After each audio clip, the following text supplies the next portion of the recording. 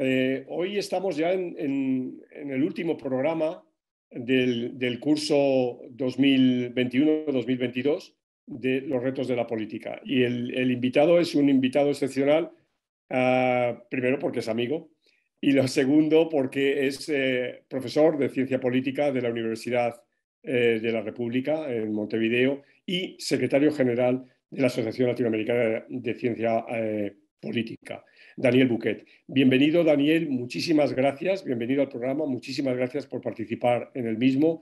Y ya sin más dilación, tienes la palabra. ¿Cuáles son, en tu opinión, los retos de la política? Bueno, primero el agradecido soy yo por la invitación, un gusto compartir y cerrar este ciclo. Me entero ahora que lo estamos cerrando. Es un honor para mí. Y bueno, lo primero que se me ocurre es dar una respuesta muy general, ¿no? Para mí el principal reto de la política es la democracia, en dos sentidos, ¿no? Promover la democracia o conquistar o lograr la democracia allí donde no la hay, y donde la hay, mejorar la calidad de la democracia. Claro que esta es una respuesta así como muy genérica y tal vez fácilmente compartible. Creo que esto se puede ir desgranando poco a poco. Primero, yo creo que el siglo XXI o la globalización, si vos querés, ¿no? Y un poco los procesos sociales, socioeconómicos vinculados a esta época, han generado en la sociedad una serie de consecuencias con las que la política no ha podido lidiar del todo bien. En particular, bueno, primero una diferenciación, un proceso de mayor heterogeneidad social, de diferenciación que no es, para decirlo brutalmente, bueno, los obreros y los empresarios como los principales grupos sociales hace 100 años, cuando se consolidan las primeras democracias, o surgen, algunas no se consolidaron, y bueno, y un partido burgués y un partido de los trabajadores, de alguna manera resumían casi todo el espectro de las demandas sociales, ¿no? Estamos en sociedades mucho más complejas, mucho más diversas, y en un proceso de la globalización, por llamarle de alguna manera, que ha ido generando ganadores y perdedores diversos. Entonces, yo lo que veo es que las democracias, además de los países que nunca tuvieron democracias, además de países donde hay retrocesos democráticos, no han logrado acomodarse a esta nueva realidad social, porque la política implica la toma de decisiones colectivas, básicamente, en el marco, en principio, de un Estado-nación. Obviamente puede ser en el ámbito supranacional, puede ser en el ámbito subnacional, pero como modelo típico, en el ámbito de un Estado-nación, la política tiene que ocuparse de las decisiones colectivas, de las decisiones que nos incluyen a todos, ¿no? Y bueno, la mejor política es aquella que logra articular, armonizar, no siempre es posible, obviamente, pero bueno, el mayor número de intereses posibles, ¿no? Y yo creo que ahí es donde van surgiendo las fallas y van apareciendo, bueno, los malestares, los descontentos sociales con los políticos, con los partidos, con la democracia, generando, bueno, este desgaste y esta insatisfacción que en muchos casos, bueno, lo que está implicando es, cuando no deterioros democráticos significativos, y aquí podemos pasar, te diría, sobre todo al terreno de América Latina, cuando, bueno, tal vez representando algunos sectores sociales, los líderes emergentes y representando esos sectores se dedican a aplastar a los demás, ¿no? Sí. Y esto se puede ver, bueno, de las maneras más terribles tal vez en Nicaragua o en Venezuela, y de maneras, bueno, que van en un camino complejo, no sé, en El Salvador o en Brasil, por ejemplo, ¿no? Es decir, no se trata, la democracia, digamos, la política no debería tratarse de ganadores y perdedores, por más que haya ganadores y perdedores, no exclusivamente donde los ganadores aplasten a los perdedores, ¿no? Y esto se puede ver, no sé, tal vez en algún caso europeo, pero también, no sé, en Turquía o en la India, ¿no? Para nombrar países democráticos, ¿no? Que tienen elecciones, que tienen la eventualidad de un cambio de gobierno, y sin embargo estamos viendo deterioros de la democracia, es decir, deterioro en la capacidad del sistema de incluir. ¿En qué papel juegan en ese sentido las instituciones? Bueno, yo soy de la corriente de la ciencia política que se identifica con el neoinstitucionalismo. Le atribuimos entonces mucha importancia a las reglas del juego político en la medida en que esperamos que los actores políticos respondan a los incentivos que establecen esas reglas, y entonces diseñar buenas reglas quiere decir establecer buenos incentivos que favorezcan comportamientos, por ejemplo, de negociación entre las élites, ¿no? De que las distintas opciones políticas acuerden y tomen esas decisiones obligatorias para todas las personas, lo que llamamos la política pública, que la ubiquemos en un terreno donde todas las personas, o la mayoría de las personas, se sientan contemplados, y sean en todo caso muy pocos los que se sientan excluidos. Pero yo creo que lamentablemente está pasando lo contrario.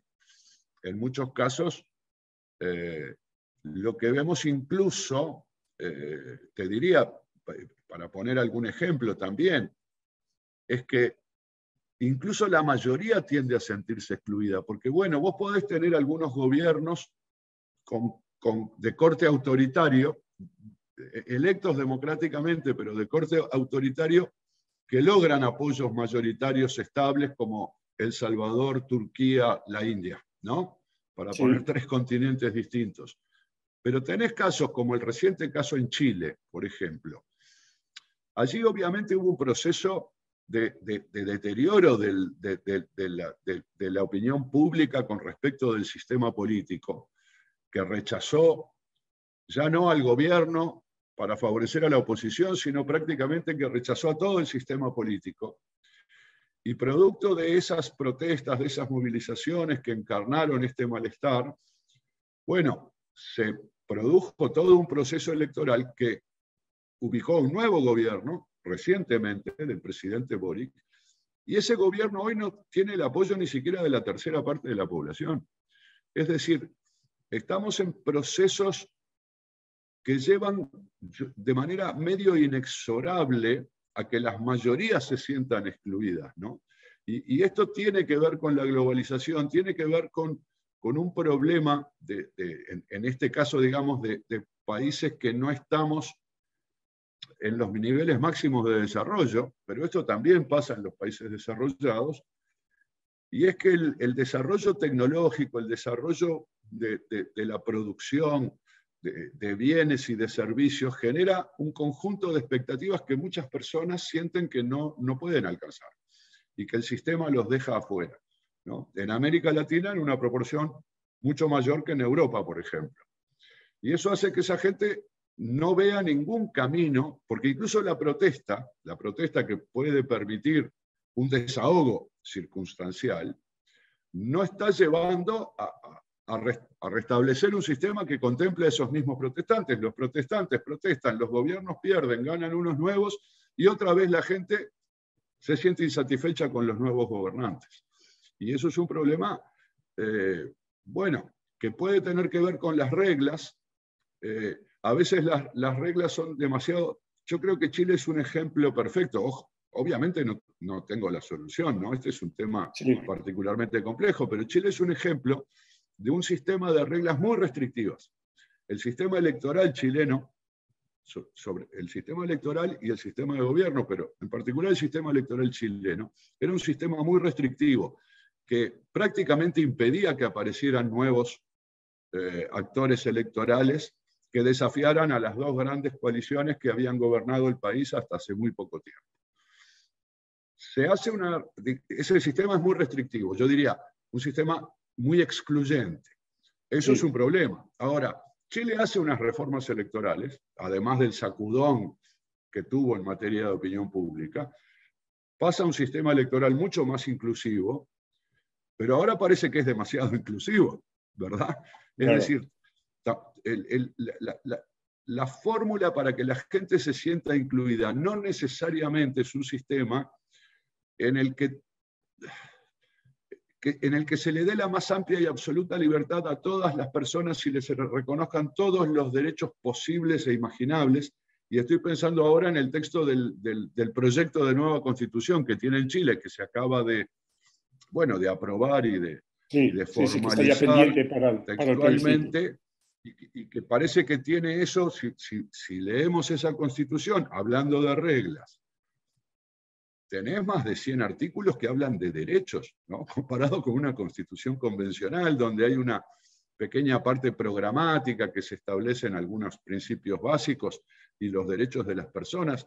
Aquí hay decenas de páginas dedicadas a establecer derechos de todo tipo, con un particular énfasis en los pueblos indígenas, en las diversidades sexuales, etcétera, que son nombrados sistemáticamente.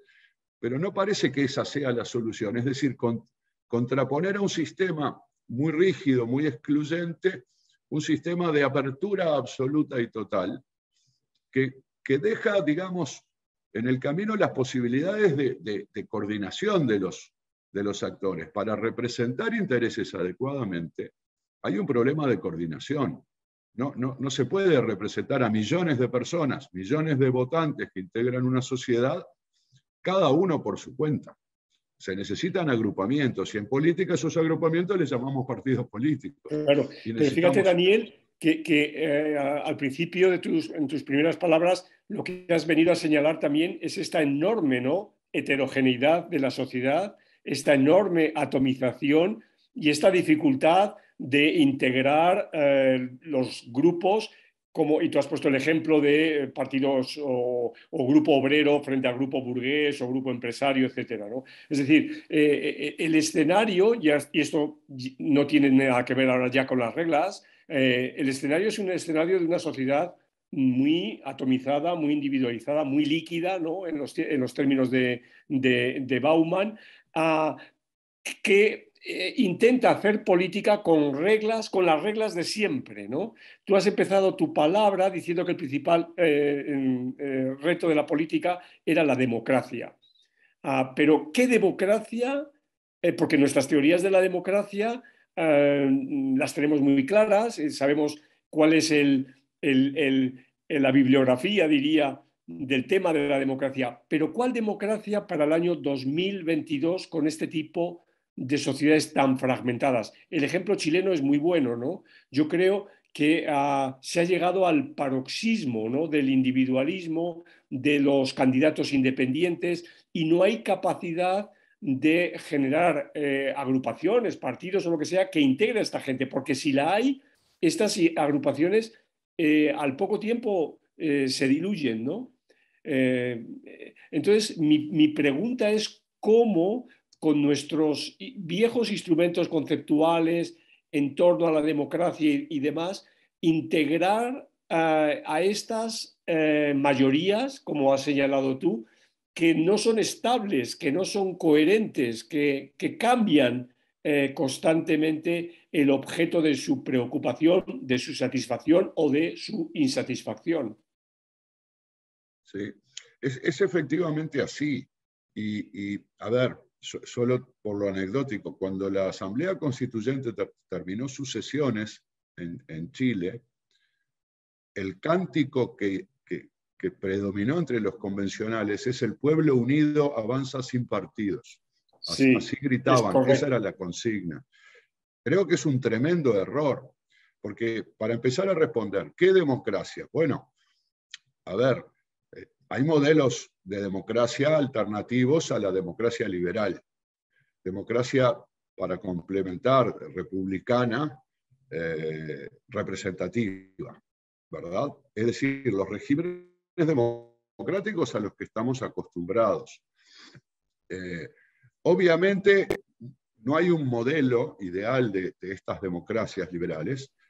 El componente representativo no debe ser excluyente de otras formas de participación, pero yo creo que la democracia no debe ser llevada a un lugar diferente en el sentido, por ejemplo, de la democracia participativa. Sí. La democracia participativa como un componente de la democracia liberal puede ser extraordinariamente positivo. Ahora, sustituir a una democracia liberal, representativa, republicana, por una democracia participativa, no solo es un error, en realidad es un engaño, porque lo que ocurre cuando se pone el énfasis en mecanismos participativos de la ciudadanía, sacando los referenda o los plebiscitos, digamos, donde, bueno, la gente vota directamente por algunos asuntos, sino buscando mecanismos de incorporación de personas en procesos de tomas de decisiones, de asambleas y otros mecanismos, lo que suele ocurrir es que algunos grupos minoritarios de personas ocupan esos lugares de participación, contando con normalmente la apatía de la gran mayoría, porque muchas veces se pretende que las personas participen de la política, y eso está perfecto, cuando lo que pasa es que la mayoría de la gente ni siquiera le interesa participar en la política, no le interesa la política. Entonces, hay el riesgo de la fantasía de la democracia participativa, ciudadana, por no llamarle popular o algunas otras cosas, que puede ser simplemente una distorsión absoluta de la democracia, porque si nosotros lo que vamos a hacer es, en lugar de tener un parlamento electo con voto secreto y universal de todas las personas, ¿no? Que represente, bueno, en la medida de lo posible, la diversidad de la sociedad, y allí, bueno, se acuerden políticas, en fin, que duren el tiempo que duren hasta que la gente vuelva a pronunciarse. Y lo sustituimos por comités barriales, por comités de localidades, donde los que quieren van y los que no quieren no van, ¿no? Y se discute de viva voz y se vota a mano alzada. Lo que estamos haciendo es secuestrar la democracia y dejarla en manos de algunos sectores activos, que está muy bien que existan, pero no está muy bien que estos sectores activos, que son minorías, tengan el poder. Estos sectores lo que tienen que hacer es pedir el voto de la ciudadanía, exponerse ante la ciudadanía, proponerles un programa y buscar que esa ciudadanía los apoye expresamente para poder tomar las decisiones y no estarlas tomando permanentemente. Mucho menos la otra, digamos, este no es un fenómeno tan generalizado. La otra opción es el personalismo. Es el líder carismático, providencial. La gente ya no confía en los partidos políticos. Entonces, dicen confiar en el ciudadano común, en el ciudadano de a pie que se dedique a resolver los problemas de la política, pero como a esa gente no le interesa la política, lo que termina pasando es que aparece el líder mesiánico en el que la gente deposita sus expectativas, y así aparecen bueno, los Bolsonaro, los Bukele, que en definitiva no hacen otra cosa que derivar, bueno, y en su momento Chávez, y Chávez no tan malo, Maduro, que es una versión absolutamente deteriorada, o Ortega en Nicaragua. Claro, no, es evidente que el caso del libro que estás citando es el de Bukele, ¿no? Porque finalmente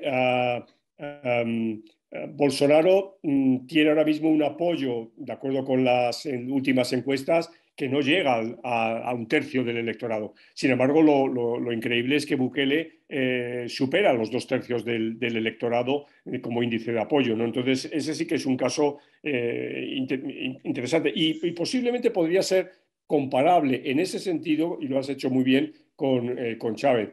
Evidentemente, los proyectos políticos de uno y otro no tienen nada en absoluto que ver, pero sí que ese tipo de liderazgo, como aquí decía hace unas sesiones Isidoro Cheresky, ¿no? Esos liderazgos de popularidad, ¿no? Que tan próximos están con el presidencialismo. Que bueno, como sabes, es un tema que siempre me gusta sacar aquí, ¿no? Es decir, el presidencialismo tiene algo de responsabilidad en lo que está pasando en la región?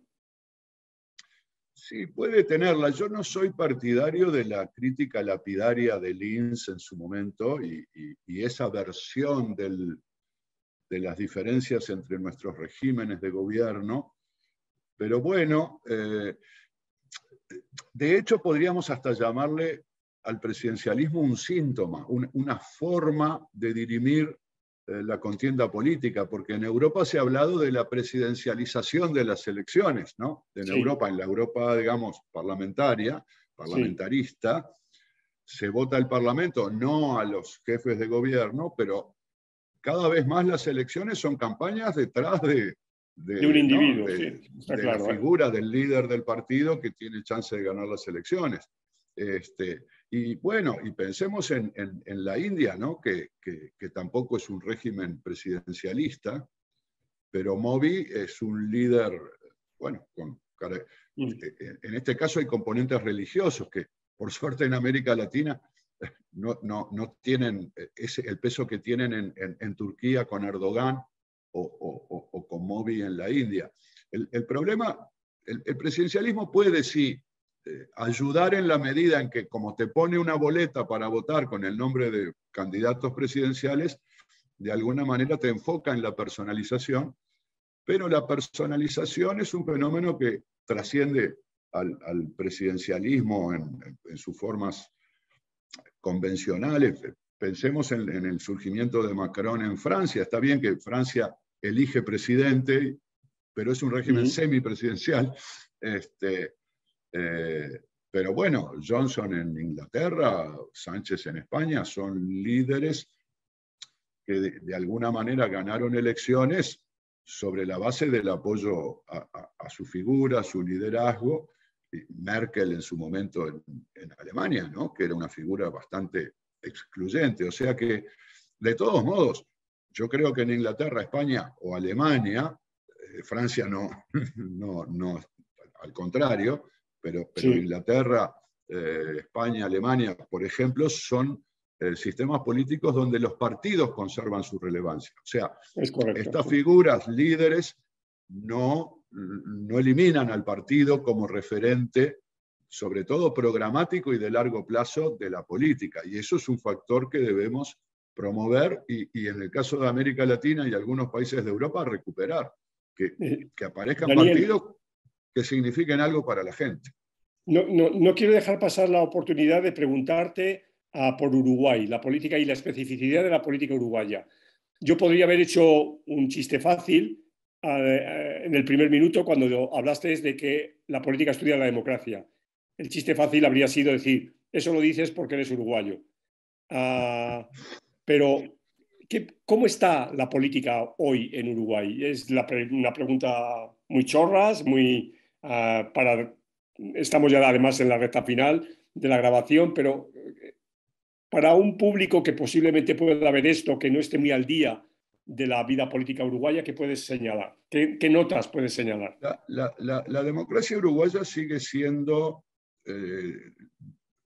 una de las de mejor funcionamiento en el mundo y claramente esto me refiero a índices Sí, comparativos que se utilizan, no es una valoración personal sí, intuitiva, digamos. Hay varias agencias o instituciones que califican la democracia y en general ubican a Uruguay en el primer lugar de América Latina. Esto venía parejo con Costa Rica y Chile hace unos años, pero por distintos factores Uruguay se ha despegado un poco con respecto a estos otros dos sistemas políticos, pero también en el mundo, ¿no? Porque Uruguay aparece, bueno, seguro en los primeros 20 lugares, es decir, es un sistema político que logra un buen funcionamiento político de respeto de los derechos humanos, de la libertad de expresión, de elecciones limpias, justas, de alternancia en el poder.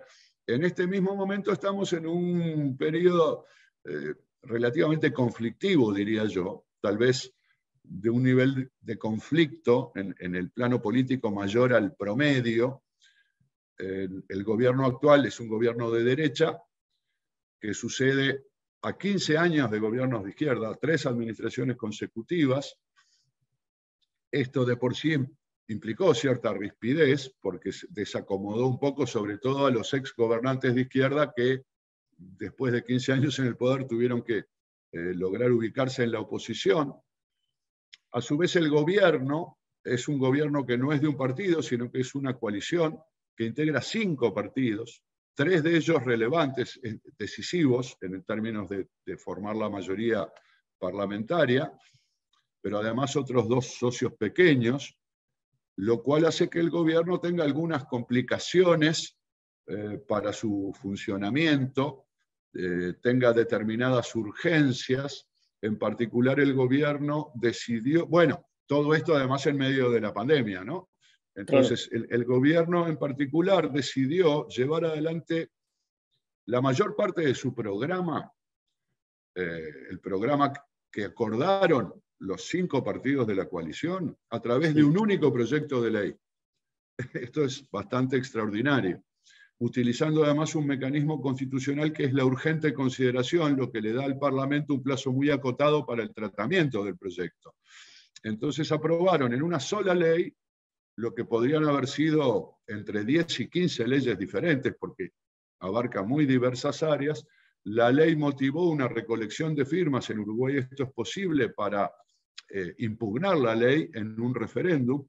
Ese referéndum se realizó en marzo de este año, o sea, a 2 años de iniciado el gobierno, se terminó de votar lo que el gobierno había empaquetado como su programa de gobierno, lo cual hizo que, bueno, fueran 2 años de mucha tensión, ¿verdad? Por el procedimiento seguido, pero luego por la impugnación. Y eso generó mucha tensión en el clima político, ¿verdad? Porque era una impugnación frontal a una buena parte del programa de gobierno en una votación popular en la que el gobierno ganó, en ese sentido le dio un respiro, pero ganó por un margen muy pequeño, lo que también ayuda a que no se sientan del todo tranquilos los gobernantes, en esa condición además de ser una coalición tan diversa, tan heterogénea, que sabemos que esto genera dificultades a la hora de tomar decisiones. Te lo agradezco. Yo creo que es una síntesis muy buena. Estamos en vísperas y esto ya es para cerrar, estamos en vísperas del Congreso Latinoamericano de Ciencia Política, que se celebra en Chile. Tú eres el secretario general de ALACIP. ¿Qué puedes contarme de cómo está ALACIP ahora mismo? ¿Qué planes hay? Yo sé que el Congreso es un momento difícil, estamos saliendo de la pandemia, se optó por un Congreso no presencial, pero ¿qué novedades hay de ALACIP para terminar ya, Daniel? Bueno, te agradezco la pregunta, Manolo, viniendo del primer secretario general de ALACIP al último. Justamente además cuando estamos cumpliendo 20 años de la creación de esta asociación, precisamente en Salamanca, y por tu iniciativa o la tuya junto con otros colegas. Sí, con bastante gente, sí. Y bueno, yo creo que la asociación ha prosperado, ¿no? Que solo decir que 20 años después estamos vivitos y coleando ya es hablar de un éxito. A mí me tocó tomar la Secretaría General en el año 2019, o sea, este periodo estoy cumpliendo 3 años en el cargo. Justamente nos agarró la pandemia. Por un lado, la pandemia nos complicó mucho la realización del Congreso, que debió haber sido el año pasado. Inicialmente lo pospusimos, esperando en principio que este año pudiera hacerse en los términos usuales. De todos modos, cuando había que decidir esto, la incertidumbre era todavía demasiada como para animarnos y optamos por un congreso virtual. Pero yo te diría que tal vez ALACIP sea una organización que se benefició de la pandemia. Al menos en un terreno experimental, no me animo a decir consolidado. ¿Por qué?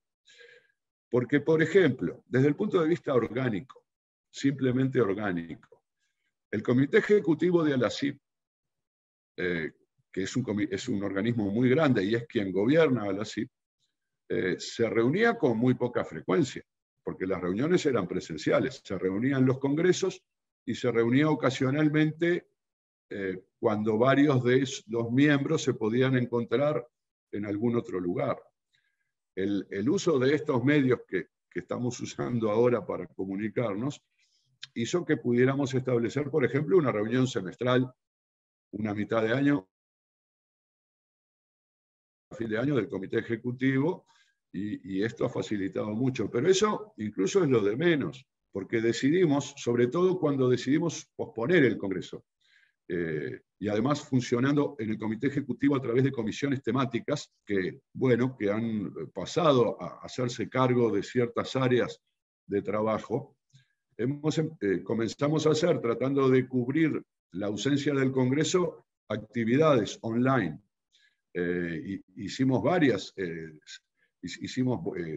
vos estuviste en una de ellas, hicimos una serie de encuentros llamados Café a la CIP, donde, bueno, en torno a algún tema juntábamos 3 o 4 colegas que hablaban de ese tema con una audiencia a través de YouTube, por ejemplo, en una transmisión en vivo, o también hicimos una serie de charlas metodológicas, también, bueno, un poco experimentando, usando estas tecnologías de la comunicación, y en ese sentido nos ha ido bien, porque a la CIP yo te diría que estuvo activa con continuidad. La pandemia nos obligó a mantenernos activos, cuando tal vez en otro momento, bueno, tenemos el Congreso, dejamos de hacer cosas, bueno, vienen, no sé, los apoyos para los grupos de investigación son los que trabajan entre congresos, y como que la asociación revive cuando viene el siguiente congreso. Yo creo que yo haría como un balance de este periodo y tomaría como un avance una situación en la que la actividad se ha vuelto más permanente. Está claro, de acuerdo. Bien, Daniel, pues mil gracias, éxitos entonces para este congreso en el que participaremos de manera virtual. Y ha sido un gustazo contar contigo. Este es el último programa del curso, como decía al principio, 2021-2022. Entonces, es un espléndido cierre. Muchas gracias, Daniel. El gusto ha sido todo mío. Nos vemos en el Congreso. Chao.